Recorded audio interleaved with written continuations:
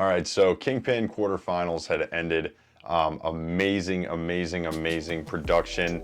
Event was incredible from start to finish. Really liked about this tournament from the get-go was that there were some new faces, but had more training, and then also you had these people that were on the previous Misfits cards in the previous creator clashes that had about 2 years, year and a half to really get better. Some of it was their second fight, first fight, whatever it might be, but a lot of growth just among the talent. So the two fighters that I really want to talk about the most is Andy Gibb and Jarvis, right? That's the next big fight, and it's I think the one most people are talking about. Of course, you have King Kenny. He won his fight.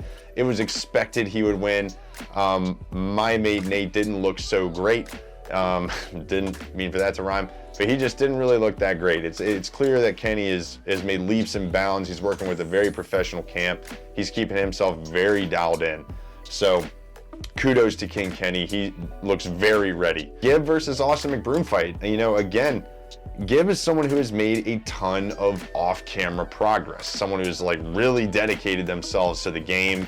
And someone who's gone through a lot of crazy diet and injury and everything just to be in the fighting shape he's in. It really plays to his strengths, which is being mobile, using a lot of feints, and having that big gas tank to maintain all of that throughout the entire duration, not just starting off strong and ending with whatever you can get away with. And that seems to be what has given his opponents the most trouble, although he's, lost one of his major fights, one against Austin McBroom twice.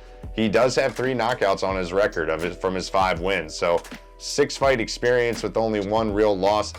Call it what it is. He's one of the top contenders. Jarvis and Gibb are going to be next up in the tournament. And this is one I'm so excited about. And not because I'm a huge fan of Gibb, but I am a huge fan of Jarvis. So this will come with a bit of bias. I've been following him for a while, ever since Creator Clash 1.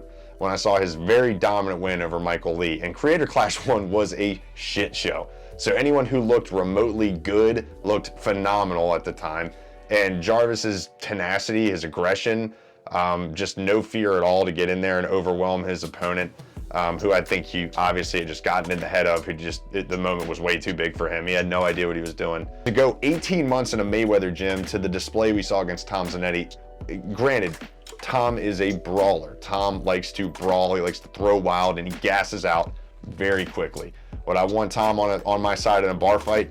Absolutely. In the boxing ring, he had better fundamentals this time around from his Slim fight, and we know he's got a rock hard chin. He's not going to go down easy, but his gas tank has just been the major issue, and his lack of head movement and fundamentals leave him to get caught. He relies on overwhelming with power.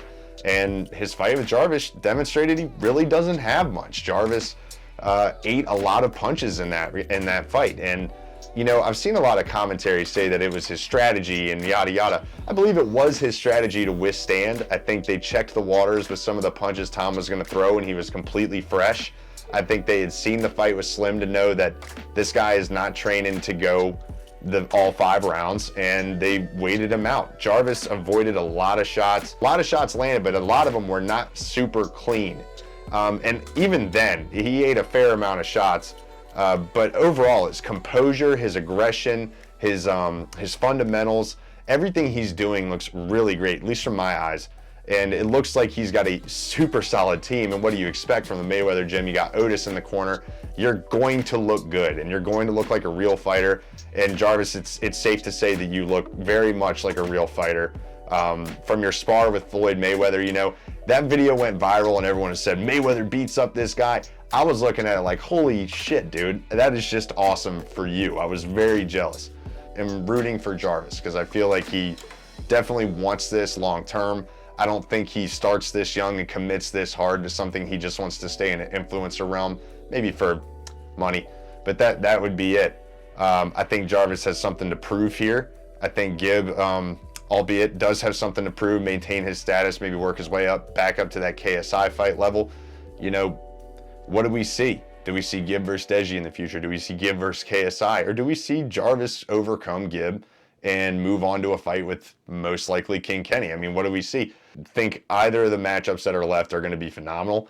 It's going to be very interesting to see how these play out. But all that being said, I am rooting for Jarvis. I think he has what it takes. And from a standpoint of someone who enjoys the professional side of the sport and watching people progress in the discipline, it's just what I want to see. So there you have it. I'm done.